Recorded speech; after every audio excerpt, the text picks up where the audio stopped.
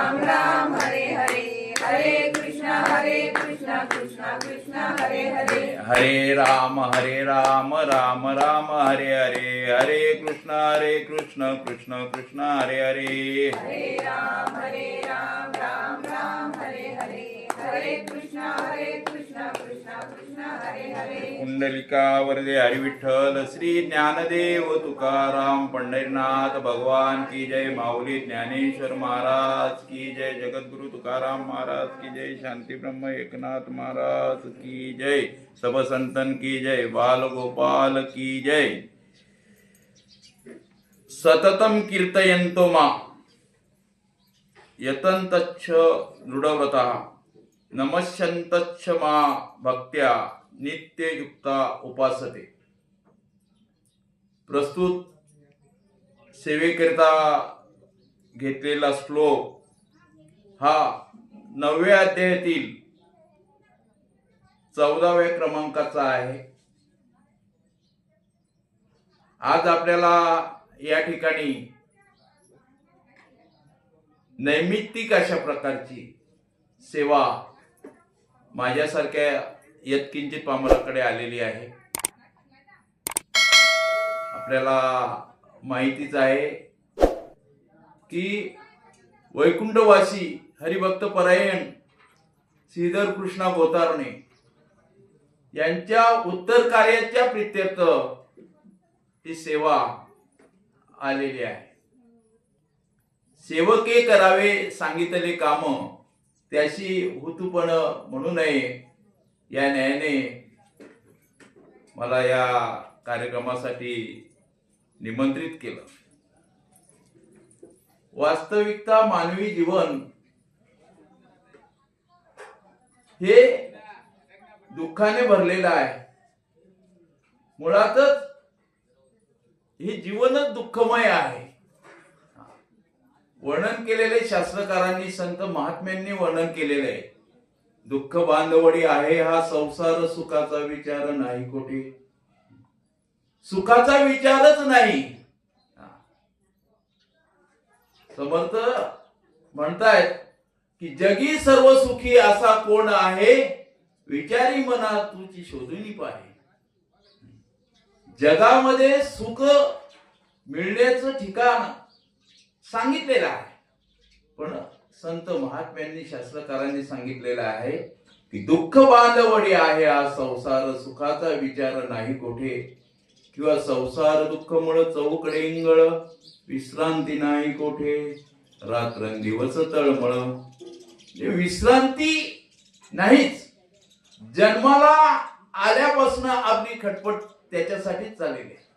वास्तविकता संत महात्मे म्हणत असतात, प्रपंच ओसरो चित्त तुझ्या ठाई मुरो. आपलं सगळं उलटच चाललेलं आहे.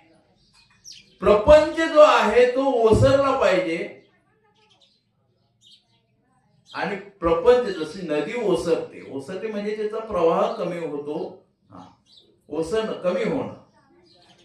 आणि मग तुझ्या ठिकाणी माझं चित्त राहिलं पाहिजे.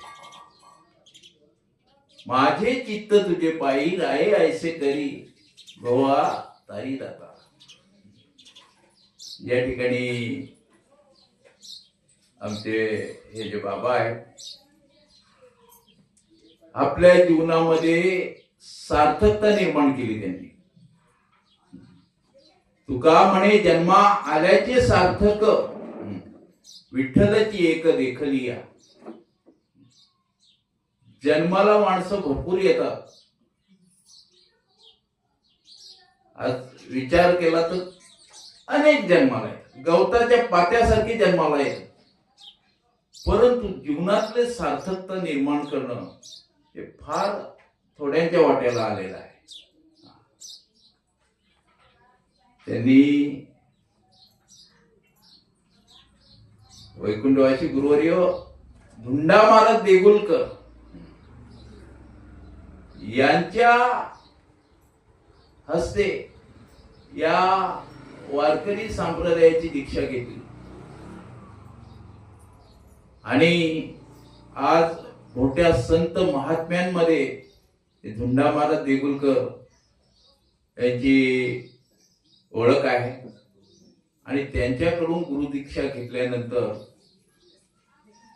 त्यांनी या संपूर्ण जीवनाची सार्थकता निर्माण केली. आपल्याला माहीतच आहे की वारकरी संप्रदायामध्ये ज्यांनी प्रवेश घेतला त्याला मात्र नुसती माळ घालणं असं नाही. ज्याने विठ्ठल मात्रा घ्यावी त्याने पथ्य सांभाळावे. या ठिकाणी नियमाला बंदिस्त असणारा हा संप्रदाय. माळ घालणं आणि ती टिकवणं हे सुद्धा कठीण आहे. एखादी गोष्ट तयार करणं आणि ती कायमस्वरूपी टिकणं, शेवट पर्यंत नेणं हे कठीण आहे. आणि म्हणून त्यांनी जीवनामध्ये जे काही साध्य केलं, जीवनामध्ये आज जे साध्य केलं ते त्याची परिणिती आज आपल्याला दिसते की 94 वर्ष आयुष्य लाभलं. ही काही सामान्य गोष्ट नाहीये. आजचा काळ इतका धावलेला आहे, इतका काळ आपल्याला माहिती आहे की आपण या काळानळाची कुंडी घातली लोणियाची देह हे काळानळाच्या तोंडी घातली लोणियाची उंडी, माशी पाखू पाखडी तव हे सरे. वर्णन करतात काळाच्या जबड्यामध्ये आपण आहोत. माशी कधी पाक पाखडी तेव्हा हे सरणार. थोडा सुद्धा गिळता घास आपण गिळतो याच्यावर सुद्धा आपली सत्ता नाही. आणि असं असताना 94 वर्षाचं आयुष्य लाभणं हे खरं म्हणजे त्यांचं परम भाग्य आहे. आज शक्य नाही.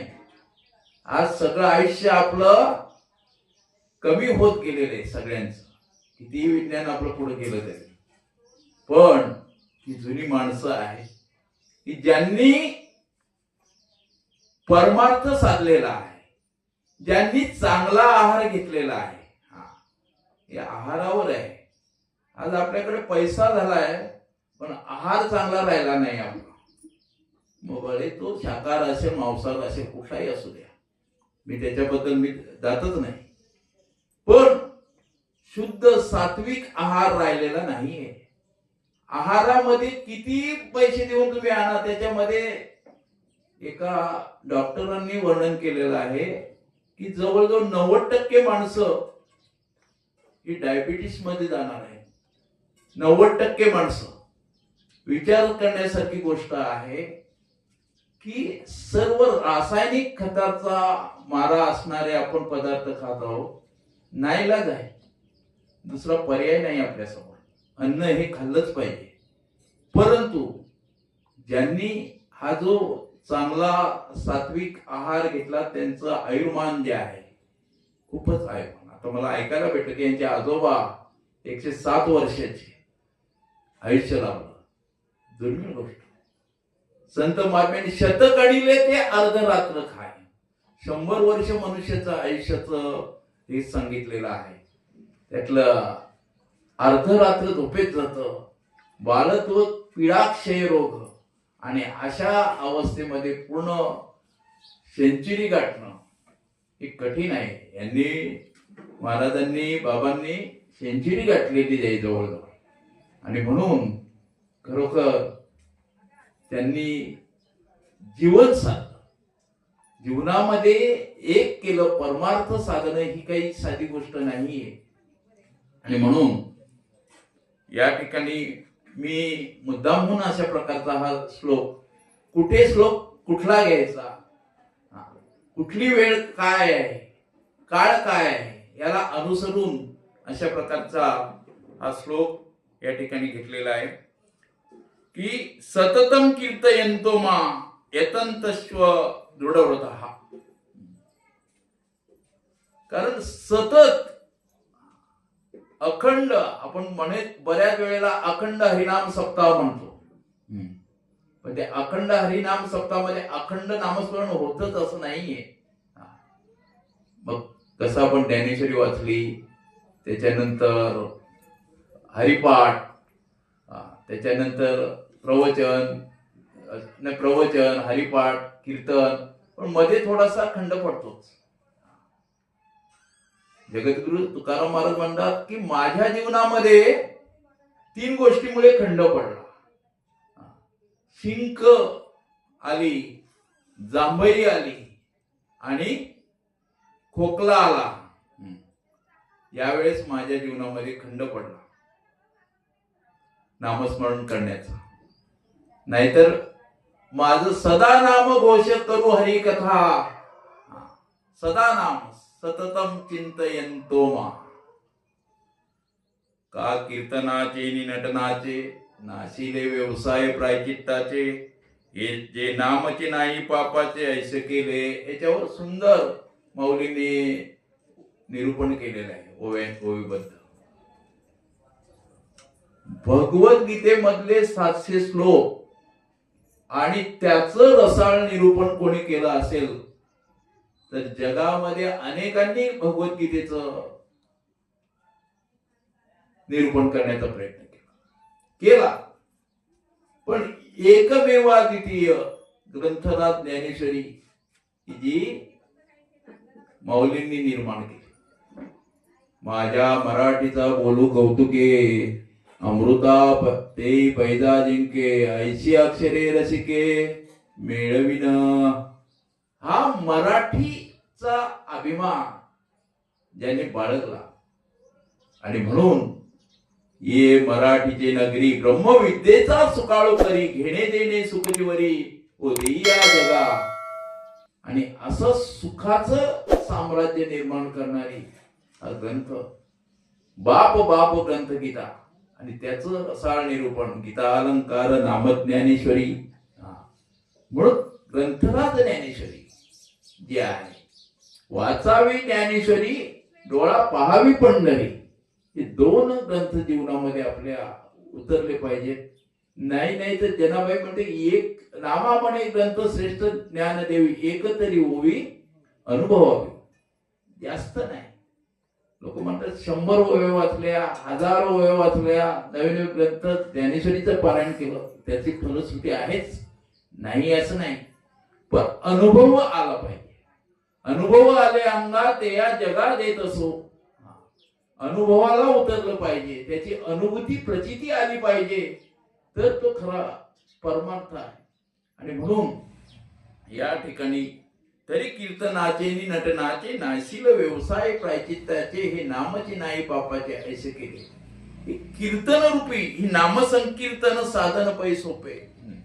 या कीर्तनामध्ये नटून ज्यांनी हे व्यवसाय जे आहेत, या कीर्तन नामस्मरणामुळे जो एक प्रकारचा नामस्मरण केल्यामुळे या प्रायचित्त असणारे जे पाप आहे त्याचं निवारण करण्याचं उद्योग जे आहे ते त्यांनी केलेलं आहे. आणि म्हणूनच या ठिकाणी जे यमदमाचे तेज जे आहे ते घालवलेलं आहे. यमाचं जे तेज आहे ते हरण करणारे हे नाम आहे. नाम हे सर्वश्रेष्ठ आहे. नाम, नामी आणि नामधारक याच्यामध्ये फरक आहे. नाम, एखादे नाव आपण म्हटलं तर ते नाम भगवान श्रीकृष्ण, हरी, विष्णू, गोविंद, सगळी नाव ही नामच आहे. पण नाम, नामधारक, ज्याने ते नाम धारण केलं तो, म्हणजे एखाद्याला नाव आपण म्हटलं तर ते नाव ज्यांनी धारण केलं तो नामधारक, काचा ठसा. आणि तो नामी, नाम, नामे आणि नामधारक, की ज्यांनी ते नाम सतत उच्चारलं तो. अशा प्रकारचा साधक या तिघांमधलं ज्यांनी जे सतत केलं, मी नेहमीच उदाहरण देत असतो की सतत केल्याने त्याचा फायदा होतो. सतत सराव केल्याने विद्यार्थ्याला परीक्षेमध्ये आठवायची गरज नाही, बरोबर की नाही? कारण एखाद्या वेळेला केलं ते लक्षात राहिलंच असं नाही. पेपर झाल्यानंतर आठवलं तर त्याला काही अर्थ नाही. पेपरच्या वेळेस आठवलं पाहिजे, परीक्षेच्या वेळेस आठवलं पाहिजे. 13व्या अध्यायामध्ये सुंदर अशा प्रकारचं ओवी माऊलींनी रचलेली. बैल विकोनी केला गोठा. बघा आपल्या पारमार्थिक जीवनातलं दृष्टांत दिलेलं. बैल विकोनी केला गोठा.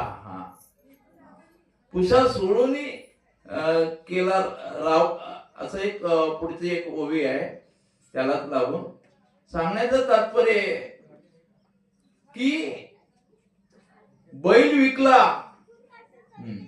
आणि नंतर त्यांना आता आपल्याला गोठा बांधायचा आहे. हो, काय करायला, उपयोग काय त्याचा. तसं आयुष्यामध्ये आपण याला 13व्या अध्यायामध्ये क्षेत्र म्हटलेलं आहे. क्षेत्राशी संबंध आपल्याला शेतकऱ्यांना माहिती आहे. क्षेत्र म्हणजे शेत.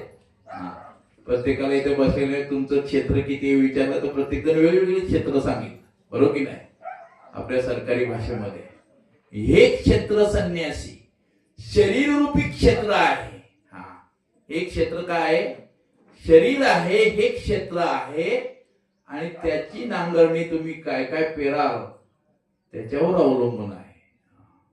एके ठिकाणी माऊली म्हणतात की हे क्षेत्र का, तर देहरूपी क्षेत्र आहे. देहाच्या गावा आलिया जन्म मृत्यूच्या सोहळिया ना म्हणो धनंजया जया परी. अरे तू देहाच्या गावाला आलास ना, जसं हे गातेस गाव आहे, बरोबर की नाही. गातेस गावाला आलात ना, बरोबर की नाही. तसं देहरूपी गाव आहे आपलं. देहाच्या गावालिया आणि जन्म मृत्यूचा सोहळा होणार नाही असं होणार नाही. सोहळे अनेक आहेत. वेगवेगळ्या प्रकारचे सोहळे होतात माणसाच्या जीवनामध्ये. कितीतरी सोहळे, संस्कार, जसे आपण 40 संस्कार म्हणतो आपण, त्यातले 2 संस्कार तर आपले नक्कीच आहेत. 2 नसले तरी तिसरा संस्कार, शेवटचा संस्कार एक तर नक्कीच आहे. जन्म आलो त्याचे आधी फळ झाले साचे. तुम्ही सांभाळली संती भय निरसने सखंती. आणि म्हणून जन्माचा सोहळा, वाढदिवस सोहळा करतो की नाही आपण, हो करायलाच पाहिजे. उद्या 2 दिवसामध्ये छत्रपती शिवाजी महाराजांचा काय जन्म सोहळा आहे. छत्रपती शिवाजी महाराजांची जयंती आहे 19 फेब्रुवारीला.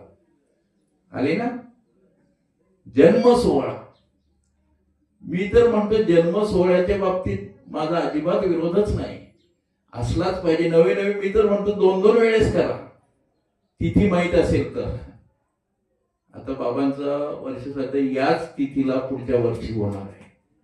ही जी तिथी त्यांची मृत्यूची तिथी आहे ना, त्या तिथीला त्यांचं वर्षश्राद्ध होणार आहे. तारखेवर कधीच करायचं नाही वर्षश्राद्ध. मला 1-2 असे भेटायचे, वर्षश्राद्ध कधी करायचं तिथीनुसारच करायचं. ब्राह्मणांना विचारलं, ब्राह्मण तेच सांगा की तुम्ही तिथीनुसार वाढदिवस पण साजरा करण्याचा प्रयत्न करा. अरे जीवनामध्ये 2-2 वेळेस वाढदिवस साजरे करा, आनंद घ्या. का करा, त्याचं कारण आहे आपल्याला सिंहावलोकन करायला भेटतं. आपण आपल्या जीवनामध्ये काय केलं, कसं होतो, कसे कुठपर्यंत आलो आणि काय करायला पाहिजे, काय बदल झाला, याचं नक्कीच आपल्याला विचार करण्यासारखा हा जन्मदिवस असतो. आणि म्हणून जन्माचा आणि मृत्यूचा सोहळा जीवनामध्ये लाभणारच नाही असं नाही. तर या ठिकाणी आपल्याला मरण जे आहे, हा सोहळा जो आहे तो आपल्या जीवनामध्ये होतो. कोणाकोणाचा झाला हा सोहळा मृत्यूचा, सगळ्यांचाच झाला. जगद्गुरु तुकाराम महाराज म्हणतात की आपले मरण पाहिले म्या डोळा, तो झाला सोहळा अनुपम्य. माझं मरण मी पाहिलं, अशी माणसं जगात फार कमी आहे. संत महात्म्यांना मात्र आपलं मरण दिसलं. आणि ज्यांनी जो मरणाला जागला त्यांचा कृतार्थ झाला.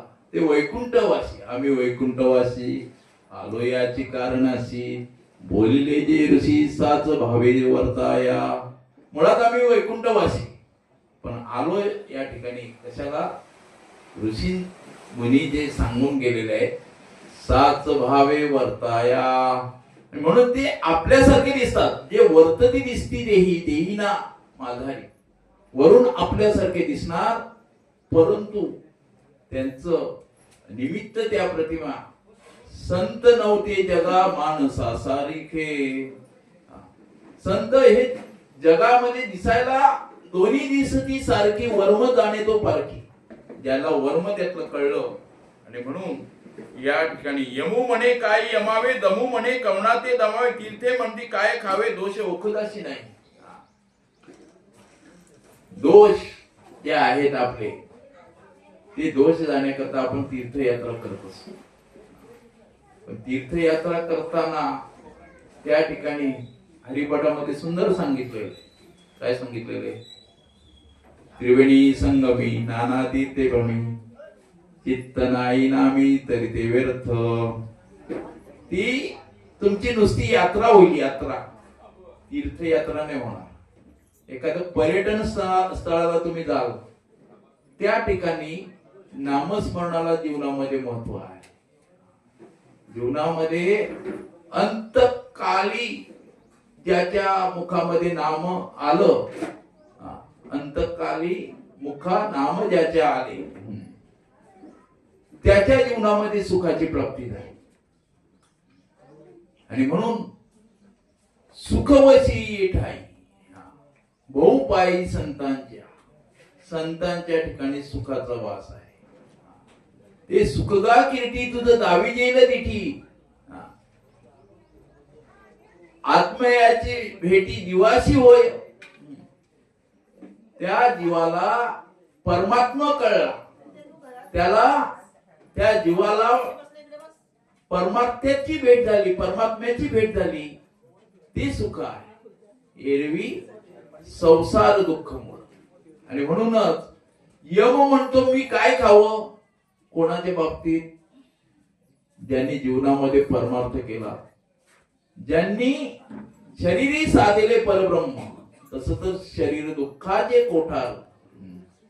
मला तसं सारखे किंवा अनेक प्रमाण आहेत की त्या ठिकाणी शरीर हे दुःखाचे कोठार आहे. शरीर जे आहे ते रोगाचं भांडार आहे.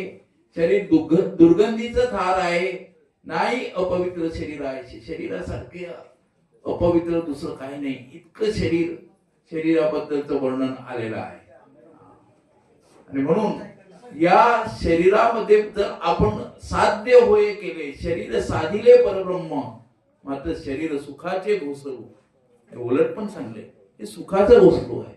पण त्या शरीरामध्ये मग असं क्षेत्र हा शब्द मी वापरला ना 13व्या अध्यायामधला, हा सुरुवातीच्या ओव्या ज्या आहेत की क्षेत्र जे आहे त्या क्षेत्रामध्ये जे काय काय पेरतात लोक, आणि ते पेरलं तसंच उगवतं. बरोबर की नाही? भात पेरल्यानंतर गहू उगवत नाही, तिथे भातच उगवणार. बरोबर की नाही? तसं क्षेत्र जे आहे, क्षेत्र संन्यासी अर्जुनाला सांगितले. या अर्जुना, या जीवनामध्ये हा जो देहाविषयी तुझं जे ममत्व जो भाव आहे तो तू टाकून दे.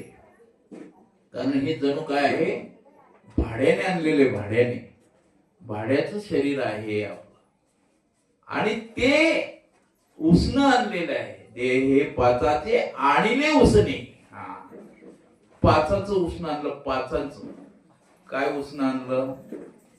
पृथ्वी, आप, तेज, वायू आणि आकाश. या पाचाचं उष्ण आणलं. ते आपण मृत्यू झाल्यानंतर देऊन टाकतो. राहतो देह कोणाचा सांगा बरं? किती दिवस राहणार आहे? किती दिवस राहणार? मृत्यू झाल्यानंतर माणसं पूर्वी एक दिवस ठेवायचे. का ठेवत असतील? अहो साधनच नव्हती. माणसं पाठवायला लागायची नातेवाईकांना बोलवायला. ती बिचारी चालत सायकलीवर, मोटरसायकलवर गावोगावी फिरत जायचे आणि सांगायचे चला असं असं झालंय. रात्रीच फिरायचे आणि सकाळी माणसं हजर व्हायची, तेव्हा कुठं गती लागायची. आजचं विज्ञान युगामध्ये क्षणार्धात माहित होत की असं असं हे झालेलं आहे, लगेच माणसं येतात. बरोबर, हे का होतं? विज्ञान पुढे आहे. विज्ञानामुळे आपला बराचसा भाग जो आहे तो सहज सुलभ झालेला आहे. ज्ञान आणि विज्ञान या दोन्ही गोष्टी फार महत्वाच्या आहेत. मी आता बोलतोय विज्ञानामुळे बोलतो. हे विज्ञान दिसतं ना समोर. भावली म्हणजे अनेक नरके माईक पदार्थ ते माझे अर्थ नको देवा. आणि म्हणून त्या वेळेस हा जो देह जो आहे हा पाचाचा उसना आणला. नवे नवे एके ठिकाणी माऊलीने म्हटलेलं आहे की जैशी जीर्ण वस्त्र सांडीजे नूतन वेडीजे तैसे देहांतराते स्वीकारीजे चैतन्य नाथे. हा शर्ट आहे, देहरूपी शर्ट फाटलेला आहे. त्याला किती छिद्र आहेत आपल्याला माहिती आहेत. नुसते याच्यावरच 7 छिद्र आहेत. कुठे मानेच्या वरती कोणकोणती आहेत छिद्र आहेत ना? कोणती छिद्र आहेत? डोळ्याने बघतो ही 2 छिद्र, कानाने ऐकतो ही 2 छिद्र, बरोबर की नाही? 4 झाली. आणखी कुठे राहिली? नाकाची 2, 6 छिद्र आणि हे मुख 7 छिद्र आहेत आपले नुसत्या मानेवरची, बरोबर. आणखीन 2, बरोबर की नाही? मलमूत्र विसर्जनाची 9 छिद्र, बरोबर की नाही? या 9 छिद्राचा असणारा हा देह आणि असं असताना सुद्धा तो आतमध्ये कसा साठून राहिला. साठविला राही जी हृदयी मंदिरी त्यांची सरली येर झार झाला सफळ व्यापार. साठविला हरी, त्यांनी साठविला. आपण साठवतो, जसं भात जोडलं की ते कणग्यामध्ये साठवायचे, साठवतो, बरोबर की नाही? तसं तो साठवण्याकरता मात्र जागा उत्तम पाहिजे. काय साधी गोष्ट आहे का? परमार्थ साधायचा, देवाला साठवायचं. सोनं आणलं तर तो सोनार किंवा तो जो ज्वेलर्सवाला आहे तो आपल्याला विशिष्ट डबीमध्ये ती अंगठी म्हणा किंवा तो हार म्हणा विशिष्ट डबीमध्ये मुलायम कापडामध्ये वास्तविकता घडी करून व्यवस्थितपणे देतो. का? तर तो मौल्यवान आहे. आपला देह मौल्यवान आहेच, पण त्याच्यामधला जो देव आहे तो अत्यंत मौल्यवान आहे. आणि म्हणून तो मौल्यवान असणारा देव साधण्याकरता नाना साधनाचा खटपट अनेकांनी केला. तो जो देह आहे त्या देहाला अनुसरून आपण जर विचार केला तर देह हे जायाची ठेवणे जाणारच आहे. देह जाईल त्याची काळोबा खाईल. आणि असा असणारा देह कुठे ठेवायचा? या देहामध्ये मात्र परब्रह्माची स्थापना करणं अत्यंत गरजेचं आहे. आणि म्हणून त्याच्याकरता साठवण्याची जागाच नाही. जगद्गुरु तुकाराम महाराज गावोगावी फिरले. हो, देव घ्या कुणी, देव घ्या कुणी, घ्या हो फुकट आणलाय. देव घ्या फुका, देव घ्या फुका. ते म्हणतात देव न लगे, देव न लगे. लोक बोलतात देव न लगे, देव न लगे. नको आम्हाला, कारण आम्हाला साठवायलाच जागा नाही. साठवणीचे रुधले जागे कुठे? आमच्याकडे वेगवेगळं सगळं प्रापंचिक गोष्टी आम्ही साठवलेल्या आहेत. आणि आम्हाला तुमचा देव नकोय, तो साठवणार कुठे? साठवायला आम्हाला जागाच नाही. आणि मग तो साठवण्याकरता संत महात्मे सांगतात अरे फुकट देतो तरी घेत नाही. आता लोक विकत घ्यायला लागली. आता देव लोक विकत घ्यायला लागले. आम्ही फुकट द्यायला लागलो तरी त्या काळात लोकांनी घेतला नाही. आता विकत घ्यायला लागते. तर तो तुका म्हणे देह भैला विठ्ठले काम क्रोध केले घररीते. विठ्ठल जो आहे तो देहामध्ये राहतो, त्याकरता मात्र जे साठवण्याची जागा या देहातली काम क्रोध यासारख्या विकारांनी भरलेलं जे आपलं वेगवेगळ्या विकारांनी भरलेलं जे आपलं देहात विकार आहेत, विषय आहेत, त्याच्यातून आपली सुटका झाली पाहिजे. जसं मी सांगितलं की पंच महाभूताचं हे शरीर आपण उसणं आणलेलं आहे, तसं पंच विषयामध्ये गुरफडलेलं आहे, म्हणून तो जात नाही, म्हणून त्याला परमार्थ होत नाही. त्या पंच विषयामध्ये सुद्धा आपल्याला माहिती आहे, शब्द, स्पर्श, रूप, रस आणि गंध. एकाने असं पण केला की जो माझ्या ठिकाणी येईल त्याला मी राजेपद देईन. एका राजाला पुत्र नव्हता, त्याने असं पण केलं की बाबा माझ्या ठिकाणी जो येईल, दवंडी पिटवली की जो माझ्या ठिकाणी मला भेटायला येईल ना त्याला मी काय करणार आहे, माझं राज्य देऊन टाकणार आहे, कारण मी त्याचा माझा वारस नेमणार आहे त्याला. झालं, दवंडी पिटली. दुसऱ्या दिवशी सांगितलं की बरोबर संध्याकाळी 6 वाजता माझ्या ठिकाणी जो येईल त्यालाच मी हे सर्व राज्य देऊन टाकणार आहे. मात्र या ठिकाणी रस्त्यामध्ये 5 मंडप बांधले त्या ठिकाणी, आणि शेवटी राजा बसलेला. एक एक मंडप पार करीत लोक आले. पहिला होता शब्दाचा होता, दुसरा स्पर्शाचा होता, तिसरा रसाचा होता. शब्द, स्पर्श, रस असे हे 5 प्रकारचे जे रस आहे, 5 प्रकारचे विकार असणारे अशा प्रकारचे विषय, शब्द, स्पर्श, रूप, रस आणि गंध, सुगंधित अशा प्रकारचे रस. रस म्हणजे आता खरं म्हणजे नवरसा भरवी सागरू करवी उचित रत्नाचे आगरू भावार्थाचे गिरीवरू निफजवी माया. नवरस आहेत एकूण. नवरस, हास्य, विभत्स, त्याचा महत्वाचा भक्तिरस हा शांत रस आहे. वीररस आहे, पोवाडे गायले ना, पोवाडे वीर रस प्रधान आहे. लावणी असे ते शृंगार रस प्रधान आहे. बघा, वेगवेगळे रस आहेत.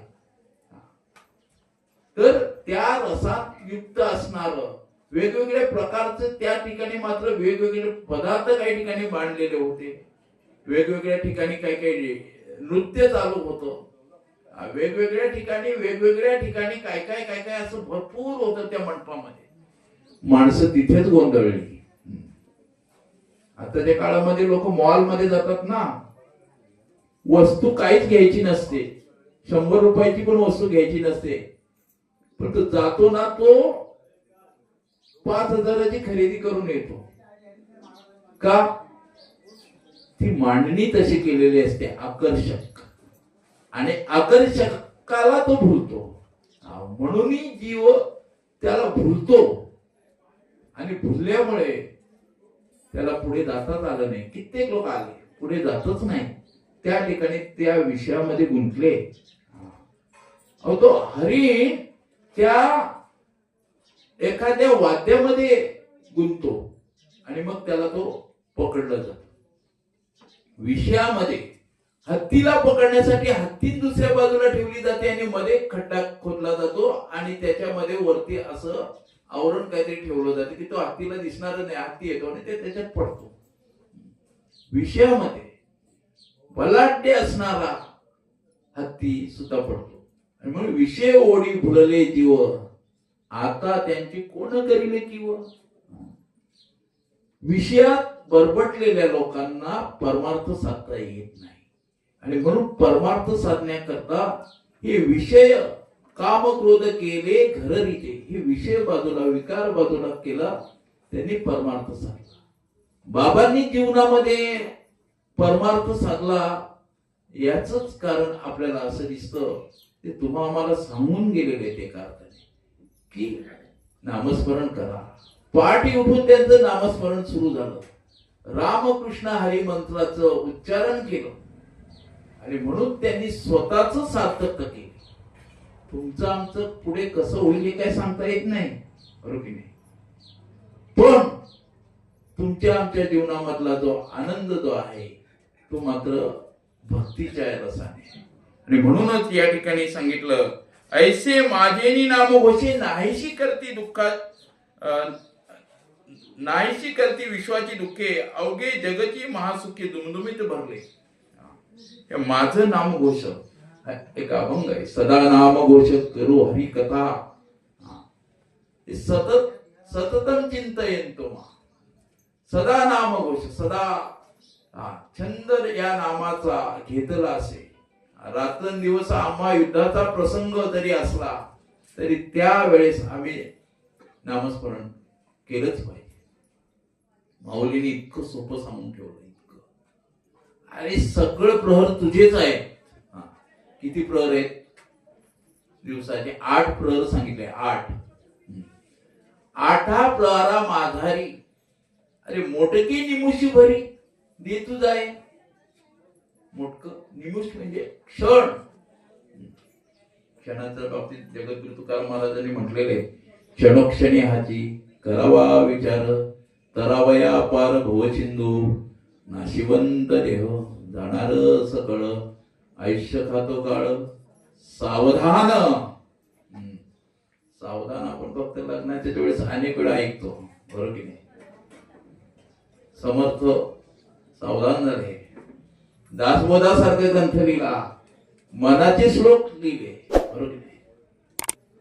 मूर्खांची लक्षणे सांगितली, मूर्ख माणसं कशी वागतात, बरोबर की नाही. काय कारण सावध झालं पाहिजे. आपण सावध होत नाही. आपण काय केलेले? झोपी गेलेले. जागा उठा जागे भारे आता.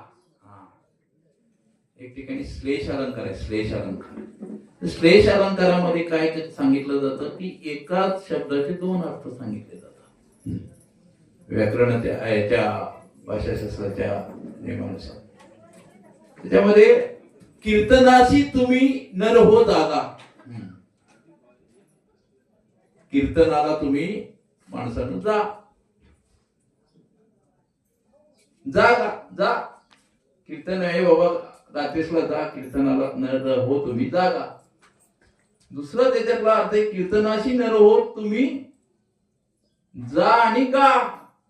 तिथे जाऊन नुसते राहू नका, गा. आणि तिथे जाऊन झोपू नका, जागा. एक तिसरा अर्थ सांगितला. आणि पुन्हा सांगितलं कीर्तनाचे तुम्ही दिलेले ते जे संत महात्म्याने वचन आहेत त्याला तुम्ही जागा. आपण म्हणतो अरे त्यांनी सांगितलं पण त्या वचनाला तो जागला नाही, माणूस दिलेले शब्द पाळला नाही. एकाच शब्दाचे 3-4 अर्थ संत महात्मे सांगतात. जसं शंकरास पूजिले सुमनाने. आता झाली ना महाशिवरात्री. महाराजांच्या जीवनामध्ये या मृत्यूनंतरचा आत्ताचा हा जो टप्पा आहे ना, दुसरा टप्पा आजचा उत्तर कार्याचा, 2 पर्व काळ आले याच्यामध्ये. एक एकादशीचा पर्व काळ आला, 3 द्वादशीचा पर्व काळ आला, महाशिवरात्रीचा पर्व काळ आला. हे भाग्य आहे त्यांचं. हे साधू महात्म्यांची लक्षणं आहेत. हे कोणाच्याही जीवनामध्ये येत नाही. शंकरास पूजिले सुमनाने. 3 अर्थ. सुमन चांगलं मन. सुमन नावाची व्यक्तीने, बरोबर नाही. आणि सुमन फूल. सुमन म्हणजे काय? फूल. वाक्य काय एकच. शंकर असं पूजिले सुमनाने. हा श्लेष अलंकार आहे. ज्ञानेश्वरीमध्ये अलंकारामध्ये सगळ्यात जास्त अलंकार वापरले असतील तर ग्रंथराज ज्ञानेश्वरीमध्ये. म्हणून त्यांनी म्हटलं की नवरसा भरवी सागरू करवी उचित रत्नाचे आगरू भावार्थाचे गिरीवरून निफजवी माय. हे भावार्थाचे डोंगर त्याच्यामध्ये निर्माण केले. पण कधी आपल्याला ते समजेल? आपण त्याची गोडी निर्माण करणार.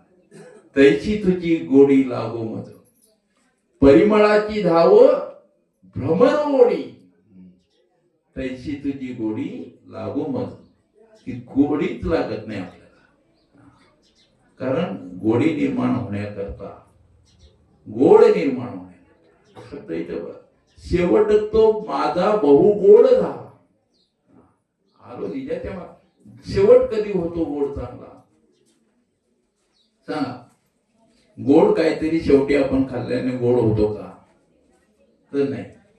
जीवनामध्ये आपण काय केलं, अनेक वेळा माणसं बोलतात किती वर्ष जगला यापेक्षा कसा जगला याला महत्व दिलेलं आहे. आयुष्य लाभतो, भरपूर लाभेल एखाद्याला, पण तो कसा जगला याला महत्व दिलेलं आहे. आणि म्हणूनच या ठिकाणी की ऐसे माझेही नाव घोषे, नाहीशी करते विश्वाचे दुःख. विश्वातलं दुःख सुद्धा नाहीस करू शकतं. या नामस्मरणामधलं ताकद आहे. अवघे जगची महासुखे दुमदुमीत भरले. ते दुमदुमत महासुखाने जगत दुमदुमन भरलेले आहे. ते पहाटविण पावित अमृते विण जीवित, योगे विण दावित कैवल्य डोळा. ते आपल्याला पहाटीशिवाय आपल्याला दाखवतं, अमृत नसताना सुद्धा तुम्हाला जगवतं, आणि योग नसताना कैवल्य दाखवतं. आपल्याला माहिती आहे कैवल्य काही साधी गोष्ट नाही. कैवल्याच्या चांदण्याला भुकेला चकोर, कैवल्याच्या चांदण्याला भुकेला चकोर. चंद्रवाहू पांडुरंग, चंद्रवाहू पांडुरंग, मन करा थोर. कैवल्याच्या चांदण्याला भुकेला चकोर. चकोर पक्षी, चातक पक्षी बघा कसं आहे. चातक पक्षी हा पावसाच्या पाण्याची वाट बघत असतो. आपण बघ काय तुझी वाट बघत होतो चातकासारखी. तर चातक पक्षाकरता पाऊस पडतो असं म्हटलं जातं. शेतकऱ्यासाठी तर पडतो, पण तस तो कैवल्य चांदणं जे आहे तो चकोर पक्षी हा सेवन करत असतो. आणि म्हणून कैवल्य साम्राज्य ज्यांनी निर्माण केलं, असे माऊलींना आम्ही कैवल्य साम्राज्यवरती असं म्हणतो. त्यांनी तुम्हा आम्हाला हा मार्ग दाखवला. काय मार्ग दाखवला? ज्ञानदेव तिला पाया उभारिले देवालया, नामातयाचा किंकर त्याने केला हा विस्तार. जनार्दन एकनाथ खांब दिला भागवत, आणि तुका झालासे कळस. आणि भजन करा सावकाशाने बहिणी फडकवती ध्वजा निरूपण केले होते. म्हणून आपण अभिमान बाळगतो. जगद्गुरु तुकाराम महाराजांचं एकच वचन घेतो होता बऱ्याच ठिकाणी, बर्वे देवा कुणबी केलो, नाहीतर तंबे असतो मेलो. काय एवढंच आम्ही फक्त तुकाराम महाराजांचे आणखी वचन घ्या. बऱ्याच ठिकाणी असं दिसतं की अभिमान आपल्या जन्माचा तर असलाच पाहिजे, आपल्या धर्माचा असलाच पाहिजे, प्रश्नच नाही. हा, पण बाकीच्या ठिकाणी पण बघत चला, बरोबर की नाही दादा? कारण आपण दोष देतो. बाकीच्या धर्माचे लोक असे वागतात तसे. अहो ते देवासाठी किती वेळ देतात, आणि ते अल्लासाठी किती वेळ देतात हे बघा. आपण कधी जातो, माझा विषय निघाला होता म्हणून बोलतो, आपण कधी जातो देवळात सप्ताह असला तर, बरोबर की नाही? चतुर्थी असली तर गणपतीला भेटायला जातो, बरोबर की नाही? आपल्या सवडी अंती आपण करतो. देवाला आवडे देवाशी तो ऐका प्रकार, नामाचा उच्चार रात्रंदिवस. देवाला आवडतो ते आपण करतच नाही. अरे गणपती आणतो, गणपतीला आवडतं ते काय करतो का? आरतीला मात्र धरून बघा, अरे पोरांनो आरती घ्या चला, तेव्हा मग आरतीला लोक उभे राहतात. नाही तर ते काय 52 पानाचं पोथी वाचत बसतात लोक, बरोबर की नाही? देवाला आवडीचा प्रकार केला पाहिजे. आपल्या जीवनामध्ये आवडीचा पाहिजे, सवडीचा नको. आणि म्हणून माऊलींनी एक सुंदर सांगितलं. काय सांगितलं? की तुम्ही जीवनामध्ये 8 प्रहरामध्ये मोठकं निमिषभर द्या. मोठकं छोटासा एक क्षण तरी द्या. म्हणून देवाचे द्वारी उभा क्षणभरी देणे मुक्तीचारी साधी गेला. तो क्षण प्राप्त झाला, तुमच्या जीवनाचा उद्धार झाला. तो क्षण जीवनामध्ये मिळाला पाहिजे, एरवी नाही. वैकुंठवासी गुरुवारी गोविंद बाबा नेहमीच सांगायचे की एक मनुष्य असा होता जर्जर झालेला, आणि त्यावेळेस संपूर्ण त्या नगराला कोट बांधलेला होता. त्याला बाहेर पडायचं होतं की नाही, मला आता बाहेर पडायचंय नगराच्या. त्याला कोणी सोडत पण नव्हतं. मग त्यांनी सांगितलं, बाबा कसं काय, कुठे न्यायचं, गेट कुठे आहे? तर म्हणे काय नाही, त्या भिंतीला धरत जा आणि तू जायचा बिचारा. एवढ्या मोठ्या नगराला प्रदक्षिणा करून, बरोबर आहे, गातीस गावाला प्रदक्षिणा करायला अर्धा तास लागेल ना, बरोबर नाही, 15 मिनिटं लागेल. धावणार असेल तर 5 मिनिटात पण करू. आपण पंढरपूरला गेल्यानंतर नगर प्रदक्षिणा करतो, का करतो? संत महात्म्यांचे संत चरण हृदय लागता सहज वासनेचे विज जळून जाई, मग राम नामे उपदे आवडी सुख गडबडी वाढू लागे. आणि म्हणून त्या ठिकाणी संतांचं पाय लागलेला असतात म्हणून आपण करतो. तो मनुष्य त्या भिंतीला धरून चाललेला आहे, आणि जिथे गेट आला ना तिथे त्याला काहीतरी शरीराला खाज आली. खाज व्हायला हात सुटला त्याचा. पुन्हा तो असा परत फिरला, पुन्हा चालला, परत त्याला काहीतरी अडथळा. तो गेट त्याला काही सापडलाच नाही. अशी आपली सुद्धा योग्य गेट आपल्याला सापडला पाहिजे. परमार्थाकडे जाण्याचा तो क्षण आपल्याला सापडलं पाहिजे जीवनामध्ये. आणि म्हणून जीवन आपण जगतो, परंतु जगत असताना ते कसं जगलं पाहिजे हे महत्वाचं आहे. आणि म्हणून आपल्याकडे जसं म्हशाला बाजार भरतो ना दादा, तसं काही ठिकाणी उदगीर वगैरे या ठिकाणी घोड्याचा बाजार भरतो. घोड्याचा आपल्याकडचा नाही, दुसरा तिकडचा देतो मी. तर एक मनुष्य आला, दादा घोडा कसा आहे? खूप छान आहे, सुंदर दिसतो, बघा ना. आपण जसं बाजारात वस्तू घेतल्यानंतर ती जरा वाजून बघतो, बरोबर की नाही? कसं काय, कलिंगड घ्यायचं झालं तर ते सुद्धा, नारळ घ्यायचं तरी तो वाजून बघतो. हा घोडा घ्यायचा आहे. आता तर लोकांना बैलांची खूपच हौस आलेली आहे. होते तेव्हा सांभाळले नाही, बरोबर की नाही? होते तेव्हा नाहीच आपल्याला सांभाळतात. आता तेव्हा सांभाळले, दिले सोडून. आता गावोगावी बैलांचे दिवाळी आली की एखादा कळप येईल तेव्हा वाट बघायची त्या 1-2 कळपांची. आमच्या नांदेडगावात तर 2-3च कळप निघायचा. ते आले की मग दिवाळी उडते. कठीण झाले. मुलांना पुढे दाखवायचं काय, म्हणून हे आता शूटिंग आम्हाला करावी लागते. पुढच्या पिढीला काय सांगायचं, अशी दिवाळी होती आमची. राहिलं नाही दादा. आणि म्हणून तो घोडा बघायला, घोड्यावर हात टाकला. चपळ, घोडा चपळ आहे नाही मला वाटत. तुम्ही बघा काही ठिकाणी, तुम्ही जर बाजाराला गेला ना, कुठे काय तर ते खायला देतात. पंढरपूरला पेढा खाऊन बघा ना दादा, घ्या ना, पाव किलो दे, अर्धा किलो, बघा ना, तोंडात टाकून बघा. हो नाही, एकादशी, एकादशी तुमचा उपवास कसा आम्ही घालवणार? हा एकादशीचा पेढा आहे, खा तुम्ही, सांगतात. पण घ्या तुम्ही. 100 रुपये पाव आहे, घ्या. तसं तो घोडा तुमचा चांगला आहे नाही, आम्हाला पटत. कसं पटत? खरंच चांगला आहे, घ्या ना बाबा. कारण याची किंमत सुद्धा लावली. किंमत काय, तुमची किंमत आहे तेवढी देऊ, पण आम्हाला ते घोड्याचे चाली समजले पाहिजे. आमच्या गावामध्ये काशीनाथ वालकू ठाकरे, बैल कुठल्याही जातीचा असो कसाही आणा, त्याला बरोबर त्याची परीक्षा. त्यांनी भरपूर जोड्या, दुधाचा व्यवसाय करता भरपूर जोड्या विकल्या. 40,000च्या आणायची, 50,000 विकायचं, 10,000 रुपये फायदा, बरोबर की नाही? खूप केलं जीवनामध्ये तसं.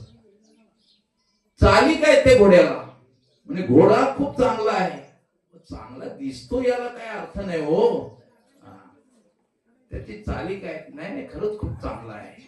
काय काय बैल चांगला आणला तो बसायला लागला तर काय करणार हो, पूर्वी बैल लोक पैशाच्या बाजारात आणायचे ना, तर एखादा बसायलाच लागला तर काय करणार तुम्ही, पैसे दिले तुम्ही. मला वाटतं 95 मध्ये मी बघितलं दादा, 2,500 मध्ये लोक 5,000 मध्ये बैलाची जोडी आणायची, बरोबर की नाही. आता काही आता इथे जवळ कोणचे मध्ये आमचे एक मोकाचे मित्र आहेत, त्यांचे जवळ एक बैल आहे चांगला, तो नेतात शर्यतीला, शर्यतीचे तिथून मुभा भेटले नेतात ते तिकडे फिरवायला, बरोबर की नाही. काय आवड, आनंद, तो आनंद आहे. मला घोडा घ्यायचाच आहे, मला किती 1 लाख रुपये चालेल, देतो 1 लाख रुपये. आता 1 लाखात बैल आणली, 2-2 लाख 5-5 लाखाचे बैल झाले. जे शर्यतीचे आपण बघा तुम्ही व्हिडिओ काढून, किती प्रकारचे बैल, त्यांची नावं सांगत बसत नाही. तो घोडा मला पाहिजे. आपण मी घेतोच घोडा तुमचा, पण मला बसायला पाहिजे ना. घ्या, तो मला उदार होता, घ्या बसा, नेऊन आणा, तुम्हाला खूप फिरून आणायचं असेल तर, बरोबर की नाही. त्या ट्रायल करून आणतो, आणि तो बसला, गेला गेला गेला तो गेला कायमचाच गेला, भाव नाही, सौदा नाही, काय नाही, तो निघूनच गेला. सांगण्याचं तात्पर्य असं आहे, आपला सुद्धा तसंच झालेलं आहे. आपल्याला सुद्धा या जीवनामध्ये आपण काहीतरी करणार आहोत. आपण भगवंताला वचन देऊन आलेलो आहोत, देवा तू याच्यातनं मला सोड, या एक वेळ करी या दुःखा वेगळे, दुरिताची जाळे उगवणी, दुःखापासून मला मुक्तता मिळाली पाहिजे, एकदा तरी कर. पण बाहेर आल्यानंतर, जन्माला आल्यानंतर माणूस विसरतो. तो डायरेक्ट बोलतो केव्हा, बरोबर की नाही. केव्हा, तुला मी कधी वचन दिलं होतं जन्माला, या दुःखातून मला वेगळं कर. आईच्या गर्भामध्ये असणारा तो एअर कंडिशनच्या स्थितीमध्ये होता का, नाही. काय सांगू गर्भीची यातना, माझं भोगिता नारायणा. म्हणून तुकाराम महाराज इकडे ठिकाणी म्हणा, तुका म्हणे गर्भवासी सुखे घालावे आम्हासी, एवढंच कर बाबा, सुखाने घाल, नाहीतर काय सांगू. आणि म्हणून दुःख बांधवडे असणारे याच्यातनं मला मोकळा कर. पण तो विसरतो, विसरायला तया थोर झाली, आणि पचतील खाणी 84च्या खाणी आपल्या जीवनामध्ये पचवायला लागतात. कारण किती वेळा जन्म यावे, नित्य व्हावे फजित, आजा गेला बाप मेला, देखत नातू पण तोही जैसा झाला. हे दुःखाने भरलेलं असं संपूर्ण जीवन आहे. पण त्याच्यामध्ये सुखाचं एकच ठिकाण आहे. काय ठिकाण आहे, कुठलं ठिकाण आहे, किंवा सगळं दुःखाचं ठिकाण सांगता, मग सुखाचं काय आहे, बरोबर की नाही. तर सुख एक, तुझं सुख गा कीर्ती, तुझं दावीचे लिखी, जीवाला आत्म्याची भेट होणं ही सुखाची कीर्ती आहे. सुख कुठे आहे, तळमळ पाहिजे तर भेटेल ना.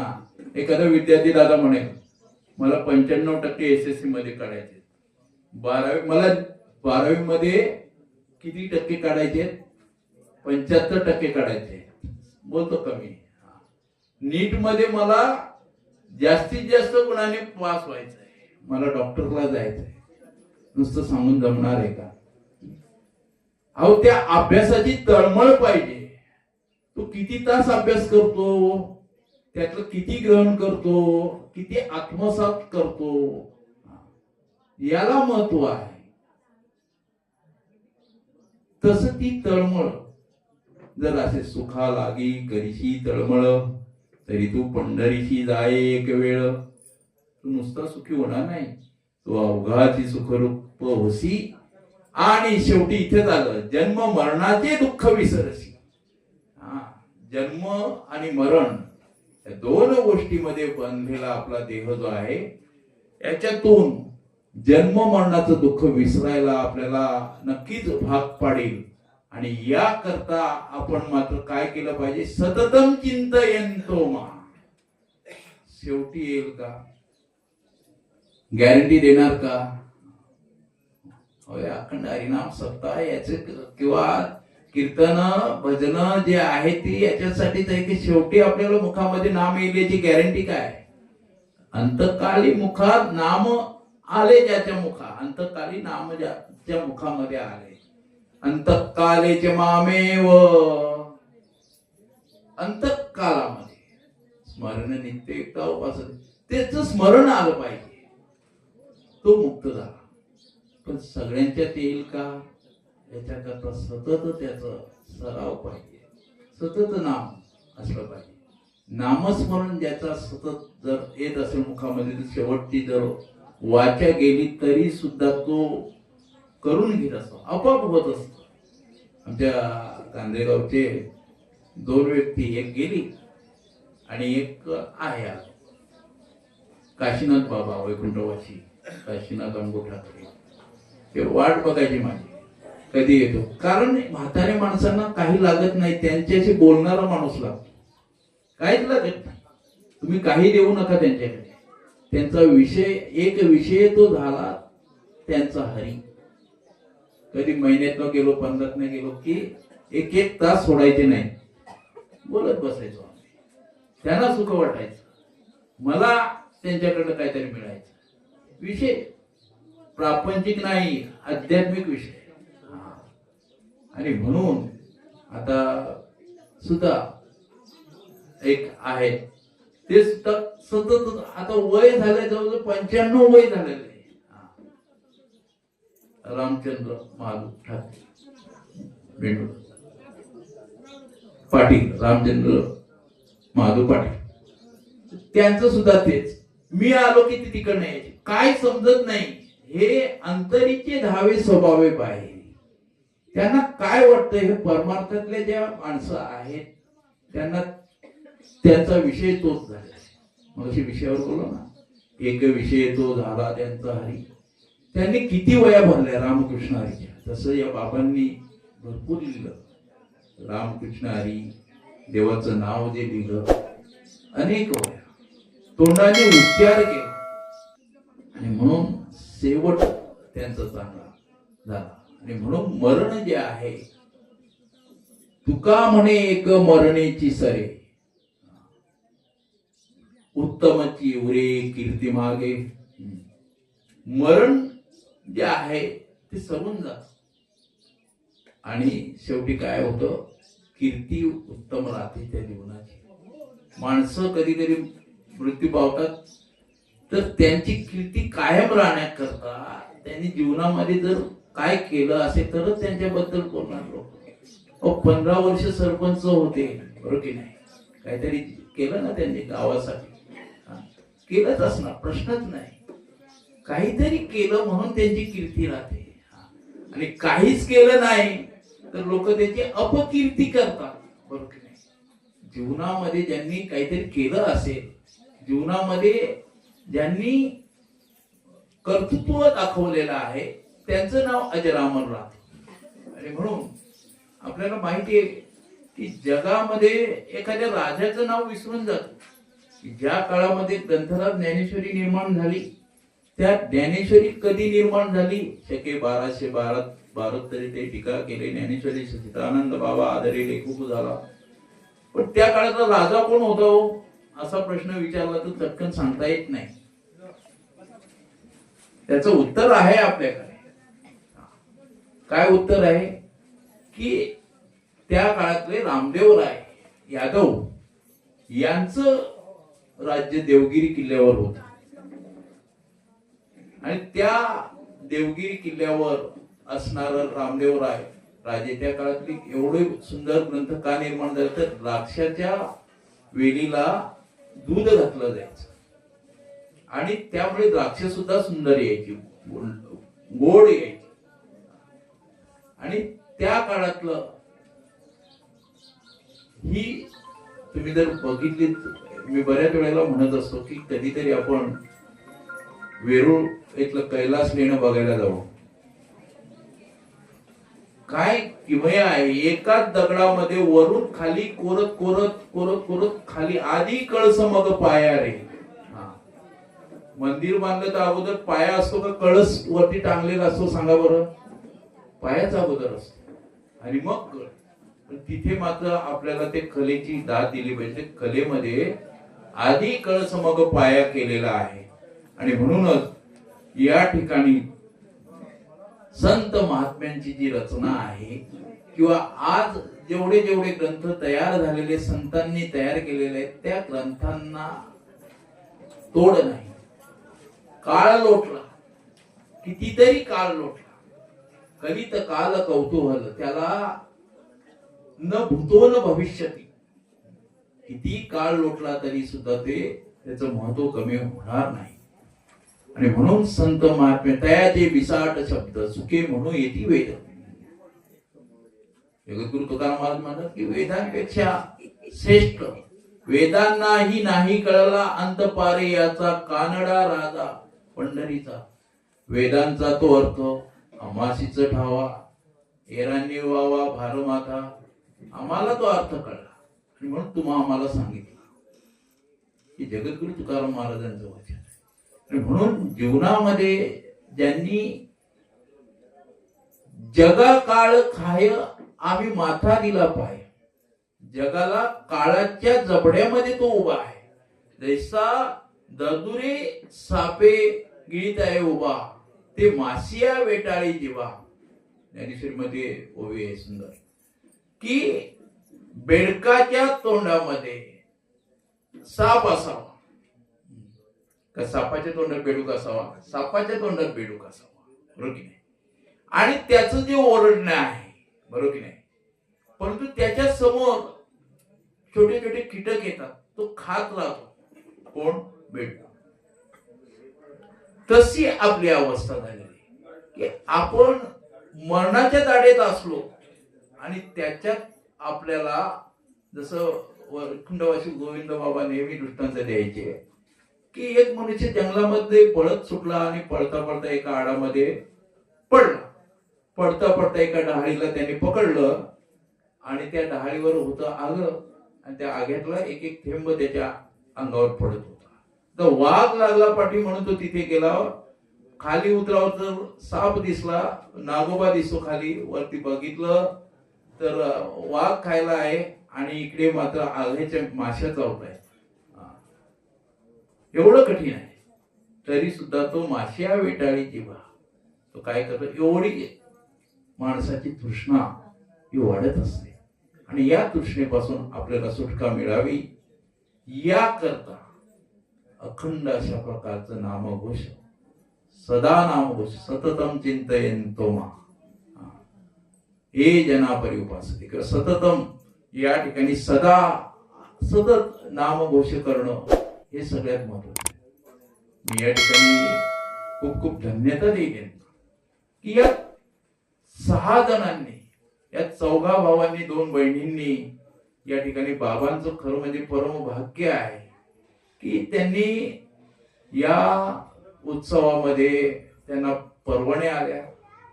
हरिपाठ, भजन, कीर्तन. बाबा स्वतः कीर्तनाला आहे. मला वाटतं 1995 की 92 मला नक्की तारीख आठवत नाही, तेव्हा सुद्धा मी प्रवचनकार होतो. ज्यावेळेस पहिलं गणपतीचं मंदिर या ठिकाणी बांधलं तर मला प्रवचनात 1 वर्ष संधी मिळाली होती 92 साली. 92 पासून मी या कार्यक्षेत्रामध्ये प्रवचनकार म्हणून किंवा कीर्तनकार म्हणून समोरलं गेलो. त्यावेळेस मला 1 वर्ष प्रवचनाला यायचो. जगन्नाथ दादांकडे 2-3 कार्यक्रम झाले माझे. तर प्रवचनाच्या निमित्ताने, कीर्तनाच्या निमित्ताने गातीस गावामध्ये याचं बाबा नक्कीच त्यावेळेस असते. आता सुद्धा माझ्या प्रवचनाला आहे. तुम्ही म्हणाल काय पुरावा आहे? महाराजांना विचारा. कारण ह्या पहिला टप्पा मृत्यूचा आहे. देह गेला, 5चे आणलेलं उसनं दिलं पहिल्याच दिवशी. आता हा दुसरा टप्पा. मोठ्या लोकांचं दुःख नाही. आपण बघितले महाराष्ट्राच्या राजकारणामध्ये 3ऱ्या दिवशी लोक काय करतात? शपथ ग्रहण करतात. दुःख विसरलंय आहे ना. दुःख असेल त्यांना, पण दुःखापेक्षा राजकारण महत्वाचं. दुःखापेक्षा काय श्रेष्ठ आहे? पद श्रेष्ठ आहे, बरोबर की. म्हणजे इथे मात्र आपण योगदान दिलेलं आहे, नामस्मरण केलेलं आहे आणि हेच खरं हा दुसरा टप्पा जो आहे हे उत्तर करायचा. आता जो विधी चालू आहे ना, तो सगळ्यात श्रेष्ठ विधी आहे. याच्याशिवाय पर्याय नाही. मध्यंतरी मी बऱ्याच ठिकाणी मी प्रत्यक्ष नव्हतो, त्या सभा झाल्या होत्या आपल्या समाजाच्या, की बाबा 2 दिवसावर आणा, 5 दिवसावर आणा, 7 दिवसावर आणा, कशाला करता ते जास्त, लोकांना त्रास कशाला देताय, तुम्हाला पण त्रास होतो. 7 दिवस सगळा कार्यक्रमच बंद ठेवायचा, घरातल्या लोकांना त्रास होतो. 13 दिवस का म्हणून लोकांनी नोकरीवर नाही जायचं, कामावर का नाही जायचं. अगदी पटतं, रसाळ आहे, सगळ्या गोष्टी महत्वाच्या आहेत.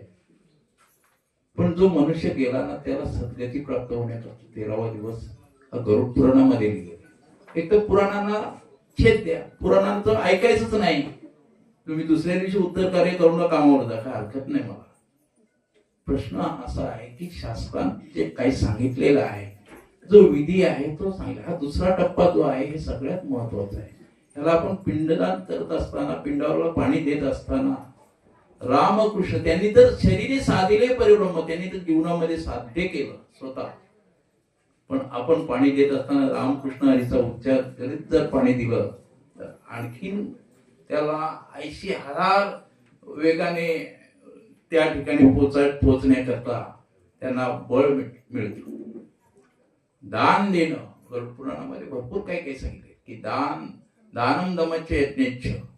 तसं या ठिकाणी आपण ज्या अन्नदान विधी आहे, मोठा विधी हे का ठेवतो आपण अन्नदानाचं, कारण हे त्या जीवात्म्याला काय मिळावं, शांती प्राप्त व्हावी याकरता आहे. नामस्मरण ही शांती प्राप्ती होते. आणि शेवटचा जो तिसरा विधी आहे, आता मी बऱ्याच ठिकाणी बघतो महिन्याला काही काही वर्ष श्राद्ध करतात, आहे तिथी आहे महिन्याला करतात. पण वर्ष श्राद्धाचा हा शेवटचा टप्पा आहे, तो एका वर्षाने प्राप्त होतो. तेव्हा कुठे जीवाची शांती प्राप्त होते, हे लक्षात घ्या. तो देव आहे, आपल्यातच आहे. जीवाला सुटका नाही, देहातून गेलेला आहे. म्हणून मरावे परी कीर्तिरूपी उरावे हे आपण म्हणतच आहोत. ती जीवनामध्ये तुम्ही काय करताय, जीवनामध्ये आपण ज्या ज्या गोष्टी साध्य केलेल्या आहेत, जीवनामध्ये बऱ्याचशा गोष्टी आपण ठरवतो त्याप्रमाणे होत नाही. मी एका प्रवचनामध्ये म्हटलो की बाबा नवीन वर्ष आलं की माणसं बरेचसे काय करतात, संकल्प करतात. काय करायचे संकल्प करतात. बघा, या वर्षात मी घर बांधणार, या वर्षात मी धावत सुटणार, या वर्षामध्ये अमुक एक करणार, या वर्षी लग्न करणार, संकल्प अनेक आहेत. पण ते संकल्प तडीच जातात असं नाही. धावणारा मनुष्य रोज धावत असतो. किती दिवस, 1 महिन्याने 5 दिवस धावला की संकल्प सुटला त्याचा, त्याला नाही काय. संकल्प केला ना, सत्य संकल्पाचा दाता नारायण, आणि सर्व करी पूर्ण मनोरथ. पण आपण सत्य संकल्प करतच नाही. शरीर जे आहे ते जायाचे ठेवणे आहे. जाता जाता एक दृष्टांत देतो. एकदा कवी कालिदास, प्रकांड पंडित कवी, कालिदासाच्या रचना खूप गोड आहे. तर पूर्वीच्या काळामध्ये शास्त्रार्थ करायचे. आता शास्त्रार्थ काय, जसा शास्त्रविधी आहे, पूर्वीच्या काळामध्ये शास्त्रार्थ करायचे. बाबा कोणी बाहेरच्या देशातला पंडित आला त्याच्याशी वाद घालायचे एखाद्या मुद्द्यावर. असं त्यात राजांनी दौंडी पिटवली की बाबा असे असे एक बाहेरचे पंडित आले, त्यांच्याशी आपल्याला शास्त्रार्थ करायचं आहे. कोण, कालिदास बाहेर गेले होते. आता ते म्हणे कोण करेल आता. मग कालिदास नाही म्हणजे त्यांचं कोणतरी गुरु करेल, हरकत नाही, कोणते शिष्य करेल. झाला वाद सुरू झाला त्यांचा एकमेकांशी. आता त्यांनी समोर शास्त्रार्थ करताना समोर, तुम्ही आता जे श्रोते समोर बसलेले आहेत श्रवणाला, तसं ते पुढे बसले एकमेकांच्या. ते बाहेरचा असलेल्या पंडिताने एक बोट वरती केला, एकच बोट वरती केला. आता हा जो शिष्य होता याला काहीच कळत नव्हतं, काहीच नाही, पण एक कुठेतरी जागा भरून काढायची. जसा एखादा कीर्तनकार आला नाही, कोणाला तरी फेटा बांधा आणि त्यांनी कीर्तन करावं. पण असला तर तो करणारच, प्रश्नच नाही.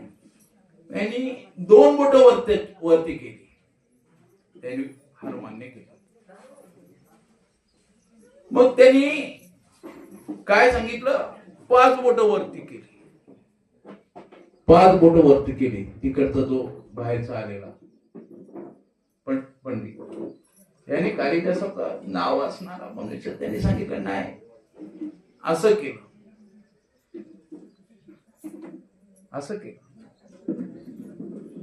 बोट बंद केली, अंगठा आतमध्ये घेतला. ठीक आहे.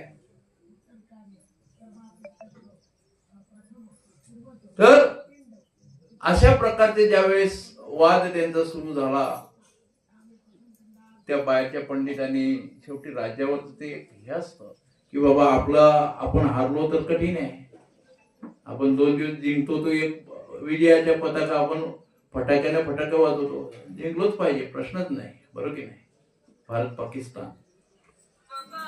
तसं त्या ठिकाणी ते शास्त्रकार तो झाला, त्यांनी शरणागती पत्कारली पंडिताने.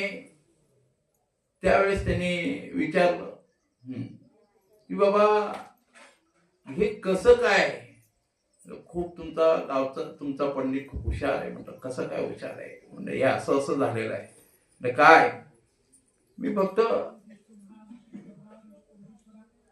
त्याने 7 बोट अगोदर वरती केली होती, एक सांगायचं राहून गेलं.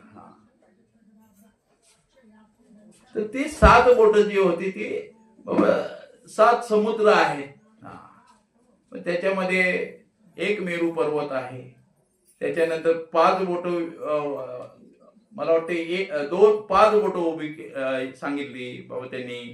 काय सांगितलं होतं की बाबा हे 5 विषय आहेत किंवा 5 महाभूत आहेत. सूर्य जसं मनुष्य देव 5 महाभूताचा बनलेला आहे, पृथ्वी, आप, तेज, वायू आणि आकाश.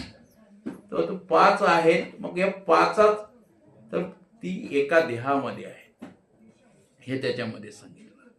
जेव्हा 1 बोट वरती केलं तर 1 नाही 2 आहे, तुमच्या पंडितांनी सांगितलं. मी एकच सांगितलं. मी सांगितलं ब्रह्म एकच आहे, तर म्हणतो नाही, ब्रह्माच्या जोडीला माया आहे. हे दोन्ही गोष्टी सांगितलेल्या आहेत.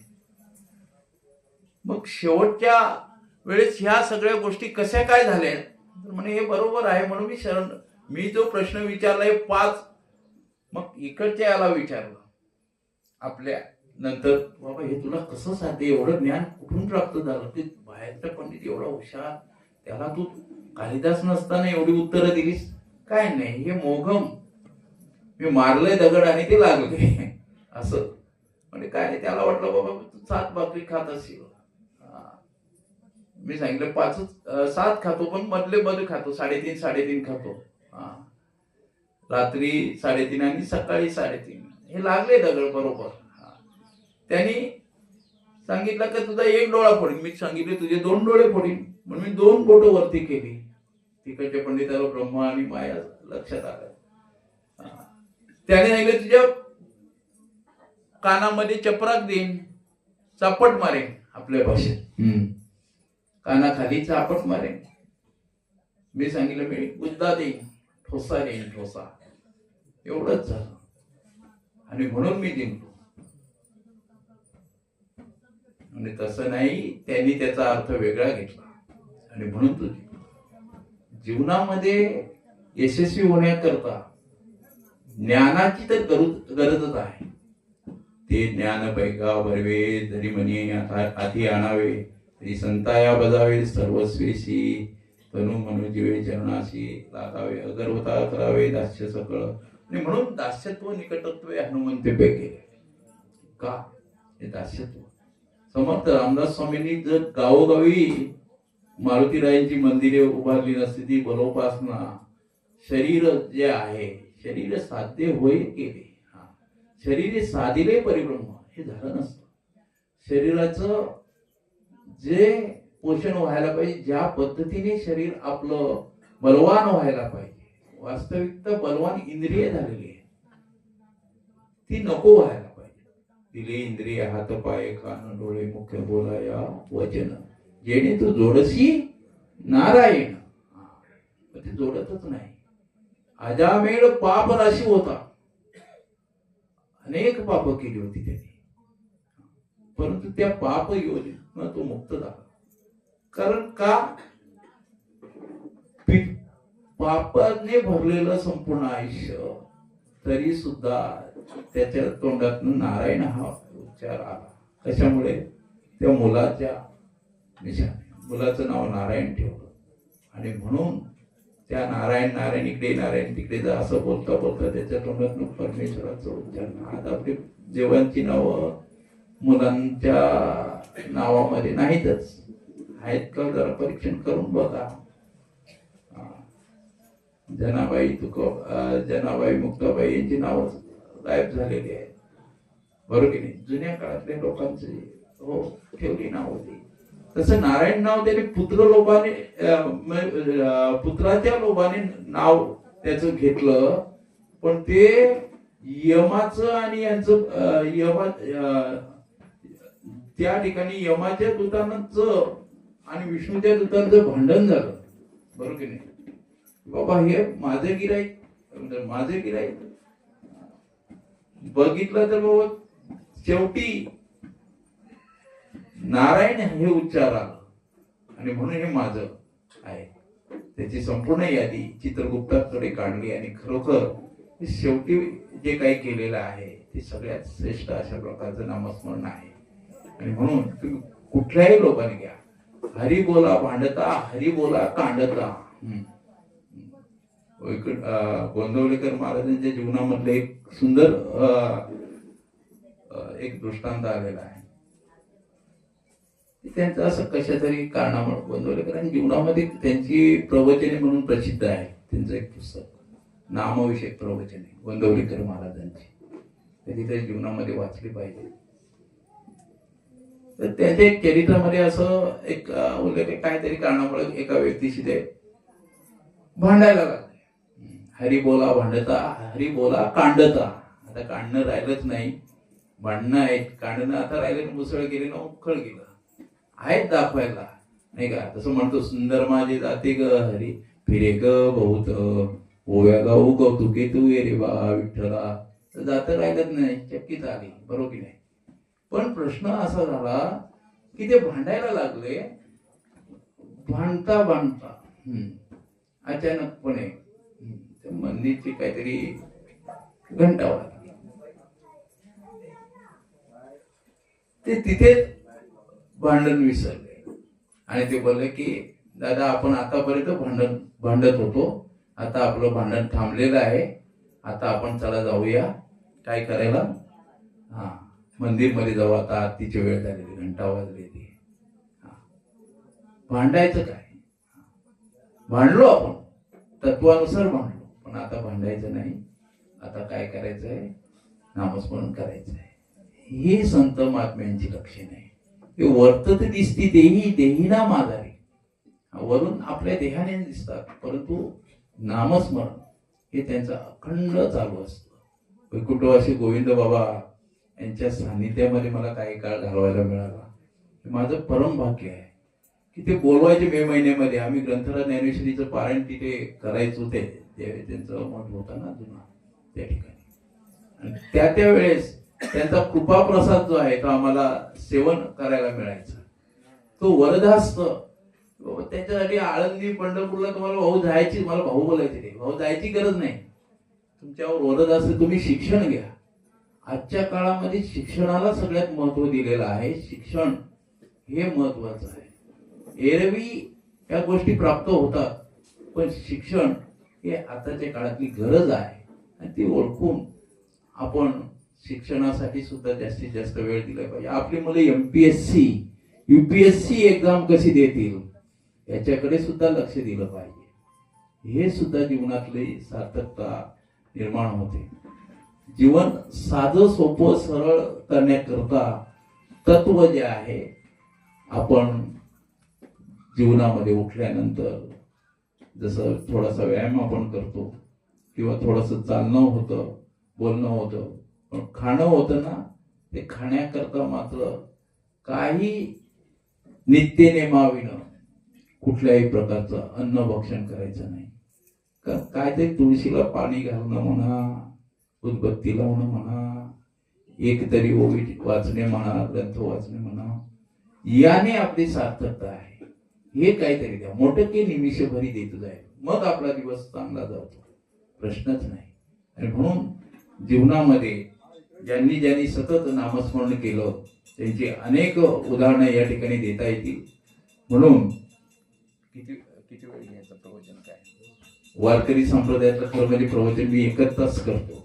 म्हणजे विजयदादांचं आता आमचे जावई आहेत ते आमचे दोन्ही गोष्टीने लागतात की ते मित्र पण वर्गमित्र पण आहेत. त्यांचा 69चा जन्म, माझा 69चा जन्म. ते ऑक्टोबरचे तर मी जूनचा आहे. थोडासा फरक आहे, थोडासा 2-3 महिन्याचा. पण सांगण्याचं तात्पर्य की या ठिकाणी येण्याचं जे प्रयोजन जे आहे, वास्तविकता ग्रंथराज ज्ञानेश्वरी याचा जो अभ्यास जो आहे खूप मोठा आहे. कारण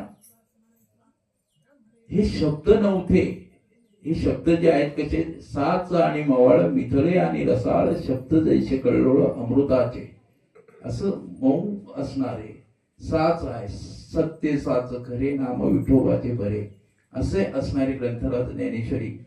आणि या ज्ञानेश्वरीचा लळा अगदी 7वीला असताना बसून लागला हो महाराज मला. त्यामुळे ही ज्ञानेश्वरी कळणं, वाचणं, भल्या भल्यांचं आयुष्य निघून गेलं तर ती ज्ञानेश्वरीचा अर्थ लागत नाही. पण जेव्हा ही ग्रंथराज ज्ञानेश्वरी मला MA ला आली, MA ला 9वा अध्याय आणि 12वा अध्याय MA ला लावला होता मला, MA करत असताना 1992 ला. तर त्यावेळी या ज्ञानेश्वरीवर निरूपण करायला मला तिथे मिळायचं कॉलेजमध्ये.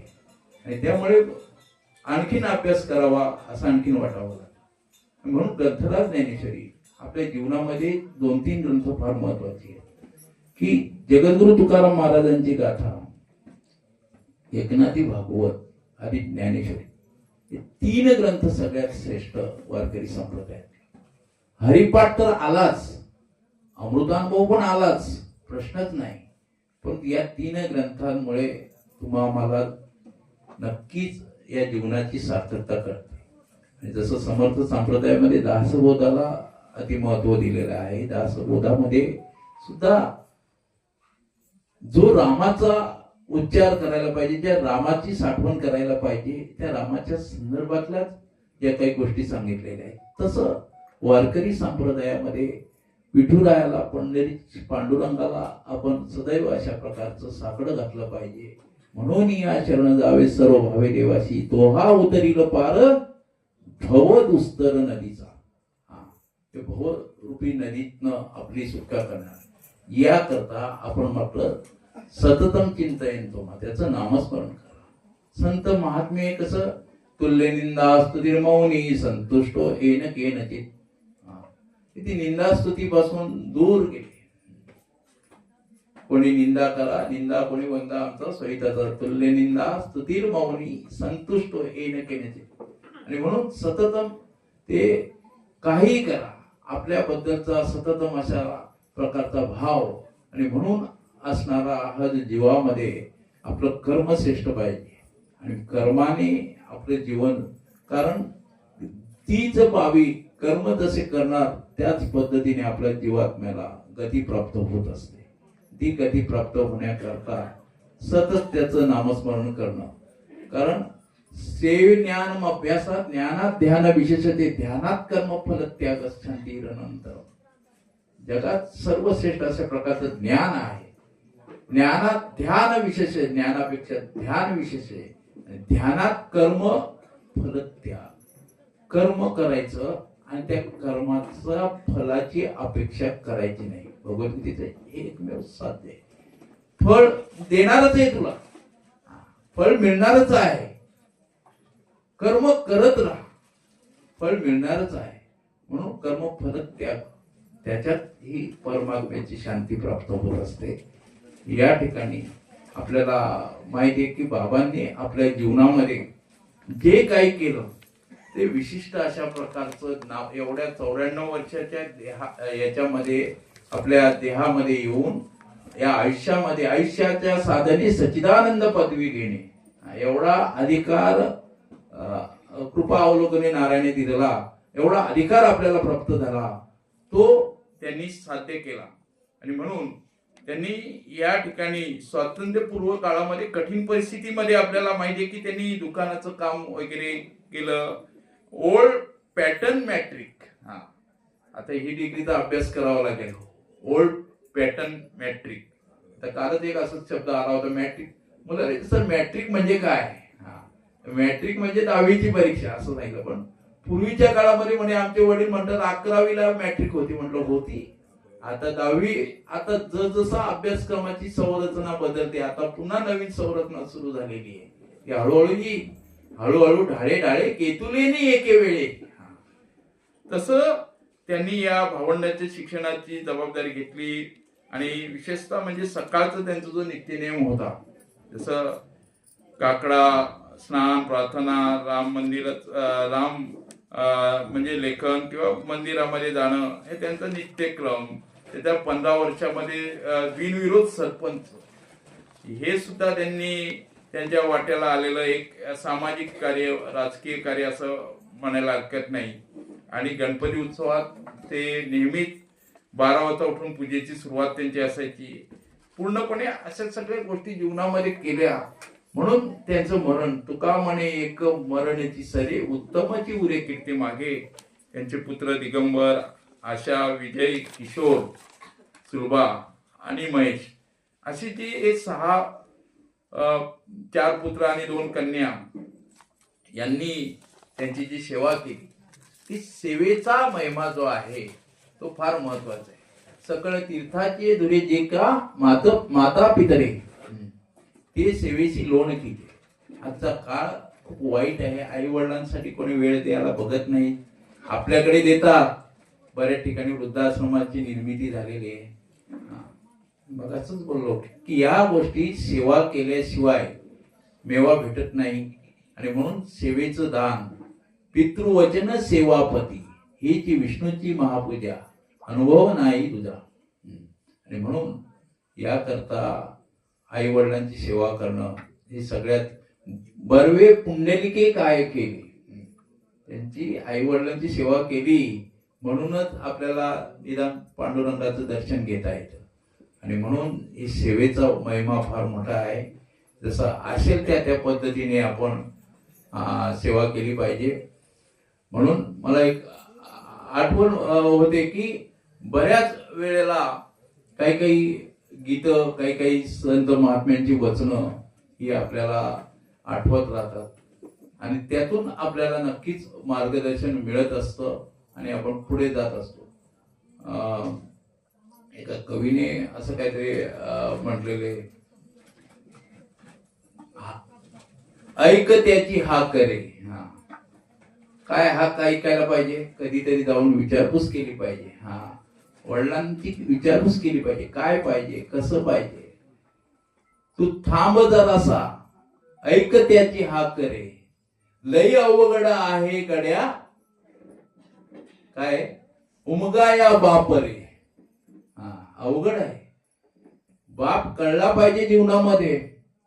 तो त्याच्या पायातली चप्पल जी आहे ती तुटलेली असली तरी पण आपल्या मुलाला चांगलं बूट घेऊन देतो, बरोबर की नाही? त्याचे कपडे राहू दे, हा ड्रेसच एक राहिला तरी चालेल, मुलीला चांगले 2-2 ड्रेस घेऊन देतो की नाही? त्याच्या पद्धतीने त्याला जसं जमेल तसं तो करत असतो. परंतु कुठेही मुलाला कमी पडू द्यायचं नाही. त्याच्या शिक्षणासाठी कुठे कमी पडू द्यायचं नाही. हो, त्याची बनियन फाटकी असली तरी मुलगा कॉलेजला जातो म्हणून तो काय करतो, चांगल्या चांगल्या पद्धतीच्या त्याच्यासाठी ड्रेस देतो. शिक्षणासाठी वणवणतो, त्याच्यासाठी भांडत असतो. का तर माझ्या मुलाला पुढे गेलं पाहिजे, माझी मुलगी पुढे गेली पाहिजे. तो कधी रडत नाही. बघा, आईचं गोडवा अनेक संत, अनेक महात्म्यांनी, लेकुराचे वित वाहे माऊलीचे चित्त, ऐशी कळवळ्याची जाती करील अभाविन प्रीती. आई ही मोठीच आहे, प्रश्नच नाही. संत महात्म्यांनी आईला तर मानलेलंच आहे, प्रश्नच नाही. पण बाप जो आहे तो कळत नसतो. तो असतो पण दिसत नसतो, त्याचं वागणं दिसत नसतं, तो मात्र एकटाच रडत असतो. त्याचं समाजामध्ये वागणं हे तुमच्या आमच्यासाठी कशाचं असतं? आधाराचं असतं. आणि तो आधार जो आहे तो बापाचा आहे. आणि म्हणून बाप एक बाप असतो आणि तो आपल्या जीवनामध्ये काय करत असतो? तुम्हा आम्हाला आधार देत असतो. आणि त्यांच्यासाठी, आई वडिलांसाठी आपण सदैव कृतज्ञ राहिलं पाहिजे. कृतज्ञता व्यक्त केली पाहिजे, कृतज्ञता नाही. कृतज्ञता व्यक्त केली पाहिजे, त्यांची सेवा केली पाहिजे. हेच या ठिकाणी सांगून मी माझे छोटस प्रवचन रूपी, आता खूप लांबलं ते संप्रदायाच्या नियमाप्रमाणे मी एकच तास करतो. आमच्या विजयदादांची इच्छा थोडस लांबवलं की हे जे आहे हे उद्बोधन व्हायलाच पाहिजे. समाज प्रबोधन होण्याची गरज आहे. याकरता न्यूनते परते अधिक ते सरते, करून घ्यावे तुमते विनवित असे, झालेली सेवा या ठिकाणी